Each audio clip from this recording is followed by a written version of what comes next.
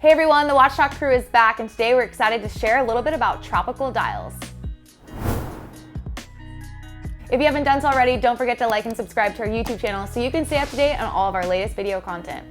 All right guys, we've got a really fun discussion to have today, but before we do so, you know we've got to do a wrist check. So Justin, I'll let you kick this one off. What are you rocking today? I'm going big today. We're going gold Sky Dweller. You are going? Yeah, I love the Sky Dweller. You know, I think it's a really cool watch. I love the complications. Yep. And it's just a gold kind of day. Love a leather strap on it too. Yeah, I very love nice. the leather Thanks. straps. Sad to see it no longer part of the catalog for the Sky Dweller, but it's the dressiest Sky Dweller. It looks is, so yeah. good. Yeah. Looks flashy. What are you rocking today? Well, we'll talk about tropical dials and some vintage watches. So not a vintage watch, but a vintage themed watch, the Tudor Black Bay Pro. Heritage in all of its ways. Love it. Very vintage feel. Really cool watch. Looks really good on your wrist too. Yeah.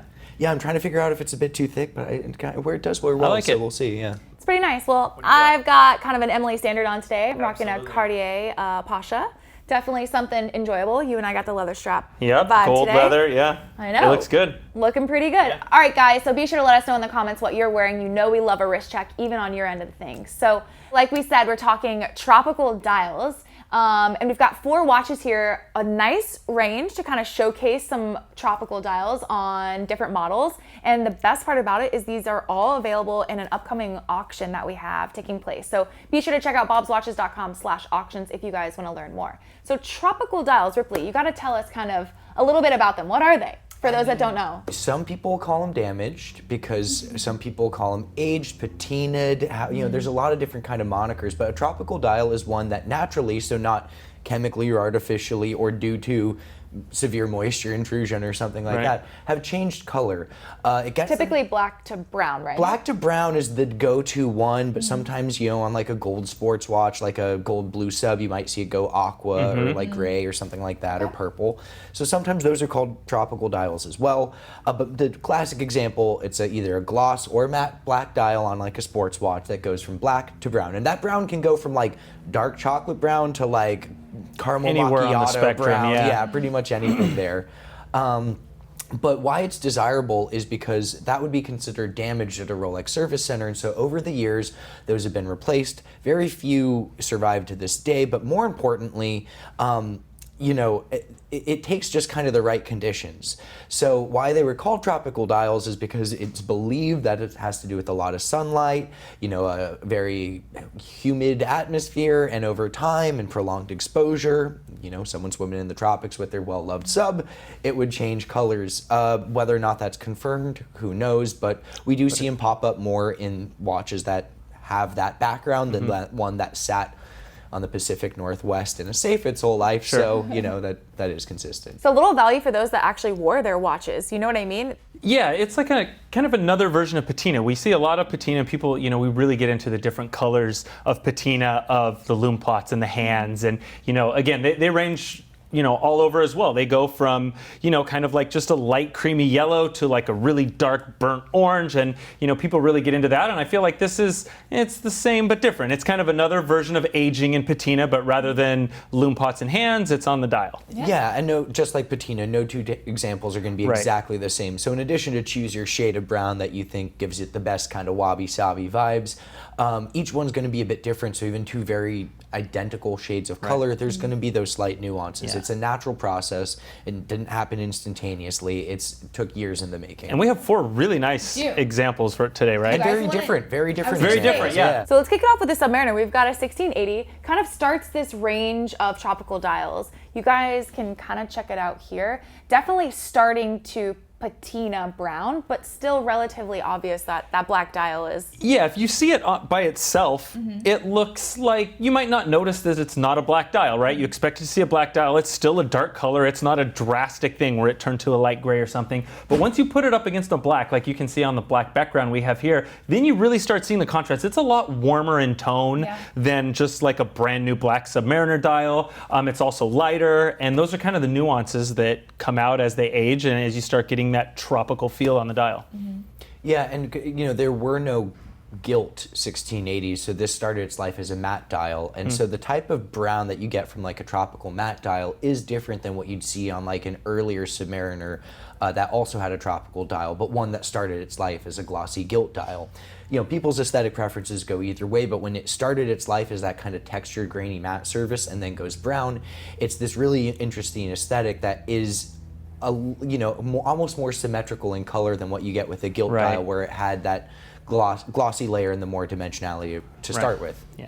And then tell me about this Explorer. This one is a much more obvious or severe tropical. So what's interesting is the sub is actually from the 1970s, and this Explorer is circa 1966. So it's had just a little bit older, a little more sun. Yeah, but man, has it started its own tropical journey. Yeah, and this one's interesting too because it's not as uniform as a lot of them we see. You know, you're talking about they can age different ways. Some of them are really uniform. The sub is pretty uniform. There's a couple spots on the dial that, you know, aren't perfect, but as a whole, it's pretty uniform. This Explorer is not. It's very different. It goes from one side to the other in terms of color. You wonder, did this person wear it on their right hand or their left hand? You know, as it's like aging, was this just his own natural, you know, take? You see a surprising number of 1016s that have this kind of same pattern, and whether it's due to, you know, it peeking out from a sleeve or simply because the crown would be the point of manipulation, and if they didn't keep up to date with their gaskets, that would be the side that would receive the most oxidation from just you know, atmospheric air entering the case during time setting, etc. So whether or not it's the two or a combination of the both, you do see it you know, more commonly than you'd think, where you get this really common or this really lovely kind of fade from right to left rather than like radially or something like that. But it's an interesting aesthetic because you kind of get all the different shades of tropical from a very light to almost black. Yeah. And this style to me is like the pinnacle of that uniqueness, right? I mean, they all age differently. The colors are never exactly the same, but ones like this are very different. There's not any other ones that are even close to looking like this, right? They all just, you know, when the colors are so uneven, it really adds that to that uniqueness of the dial. Yeah, and unlike the sub and the other ones, this one, because it was done in '66 originally, it would have been a glossy gilt dial. And so although it's not that black with the gold text like you often think, it's a tropical one, and it looks different than the sub. Even the different shading parts, you know, the text is aged differently. It doesn't have that crisp white against it. It had gold text because it's a gilt dial, and so the whole aesthetic with the patinaed hour markers, it's much warmer than, you know, anything else you see here that has white text. Yeah. So tell us about the 1675 GMT. This is another really interesting one. Very beautiful. I love this one. Definitely an eye catcher bezel as well. Yeah. So this is a beautiful GMT. It's circa 1969. It's hard to deny the bezel, but in contrast with the dial, it's definitely started its journey. Yeah, this one, it's getting that tropical look, and this one is a lot redder to me than a lot of the other ones, which I think is really nice. And you know, you mentioned the bezel, like it just pairs so nicely with that bezel. You have the fuchsia and the blue on the bezel, and then, you know, that paired with the color tones of the dial. It's just a great combination, just an overall beautiful piece. It's funny to me, the lume plots really haven't started there. Like, they've started a patina, but not as heavily as the dial. They're definitely more white. You see, like if you look on the Submariner, you see the Rolex and you see the crown on the dial. Those haven't changed a whole lot of color. They're still relatively white. When you contrast those with the markers that are pretty yellow, you can see a big difference. On this GMT, you're right, they're starting to turn, but they're a lot closer to that original white than they are to the towards the yellow end of the spectrum. Yeah, I love vintage GMTs just because you get a very diverse spectrum of color. When you think that this watch started its life with a black dial and like a deep blue and red bezel, and now it's currently with like a Hershey chocolate bar colored dial and then a fuchsia and like sky blue bezel, it's very, very different. And with watches like the sub, that bezel has changed color about as much as you can hope for. That ghost bezel was once jet black. Now it's this kind of like blue-gray color, but fuchsia, you know, it's a very different type of color change that you get with the GMT. And, you know, if you think of the black, red, and blue, and then you are wearing this, it's such a different aesthetic, but it also looks just so inherently vintage that, you know, personally, I love it a lot. Undeniable, for sure. And then the other end of the spectrum, we have the Sea Dweller, which is a lot more subtle. This one's kind of a little earlier in its tropical life, right, than the rest. Where you can see it, it's a little harder to see here. When you really get it out in the sunlight is where I think personally you can really appreciate the tropical colors on the dial.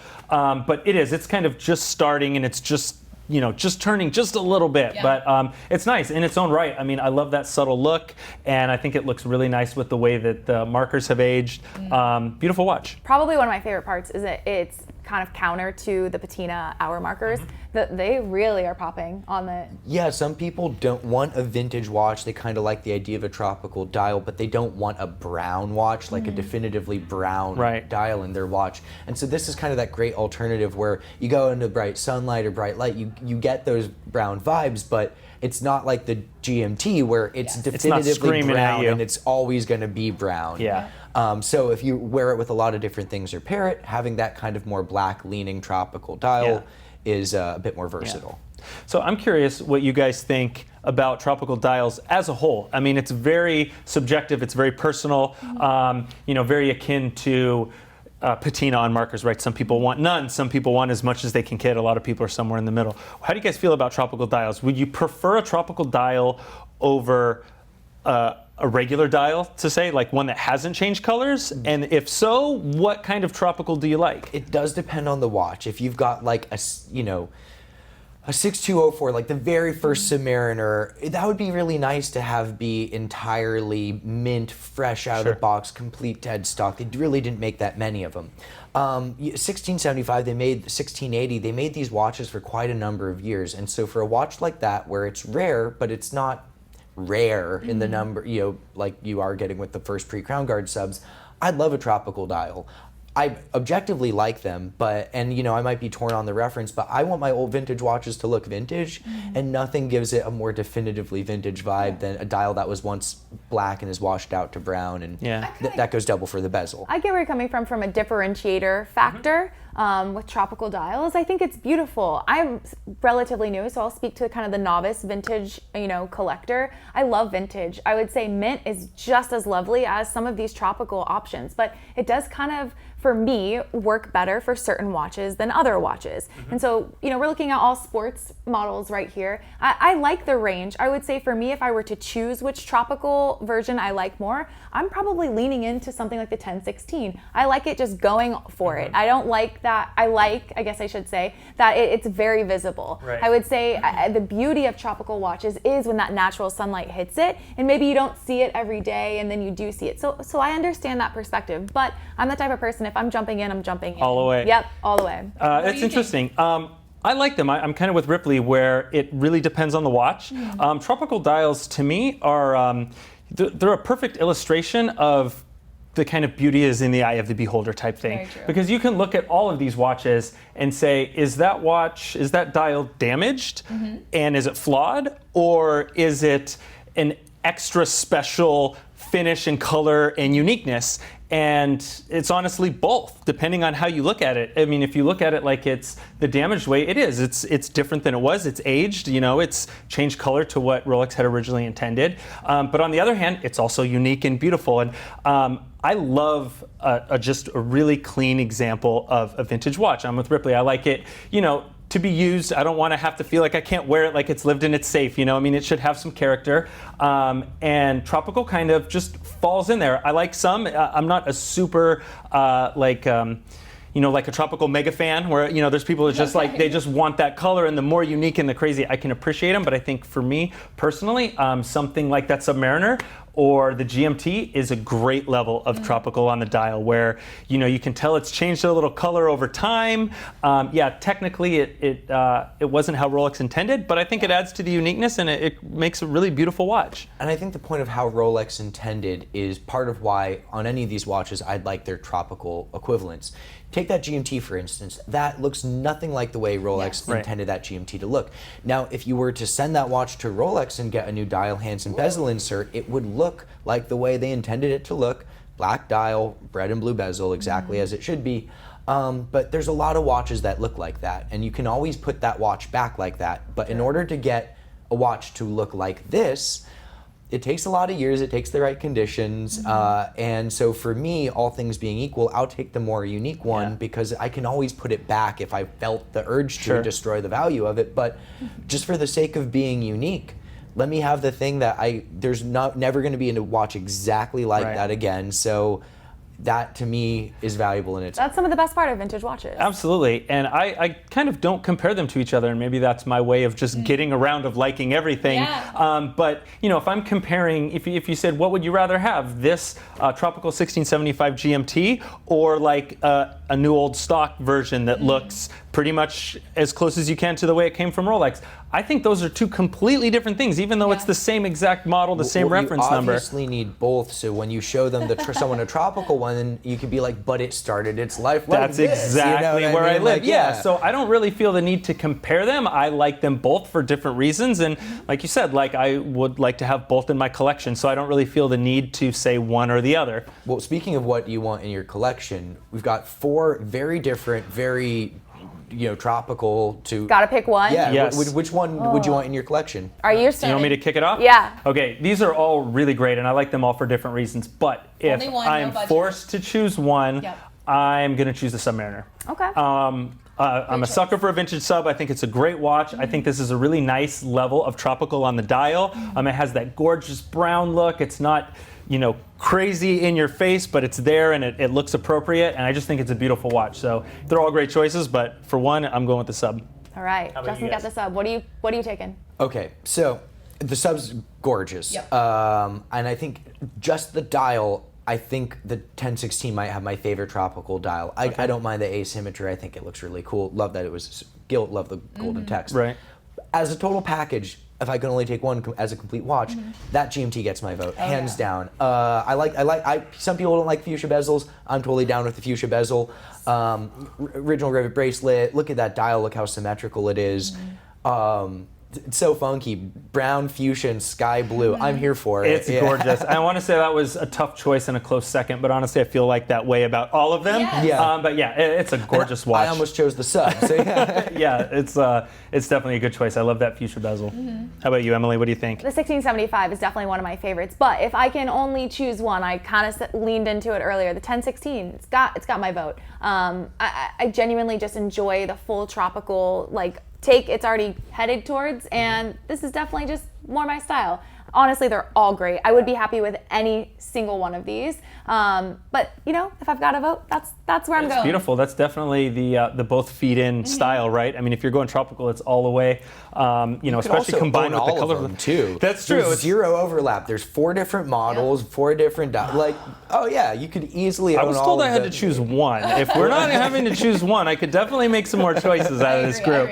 Well, we've all made our kind of decisions known. We definitely want to know which one, if you only had to choose one of these 4 examples, are you guys taking? Be sure to let us know. The comment section is definitely our favorite place to kind of check in with what you guys are thinking. We share our opinions, but that's just us. We definitely want to know what you guys got. And don't forget, these are all available starting September 8th at bobswatches.com/auctions. Lots of details you guys can even check out now before then. So you guys, love having the chance to get the Watch Talk crew back together, have a conversation about set of vintage, watches, which we good never get to do. conversation. I know, so thank you.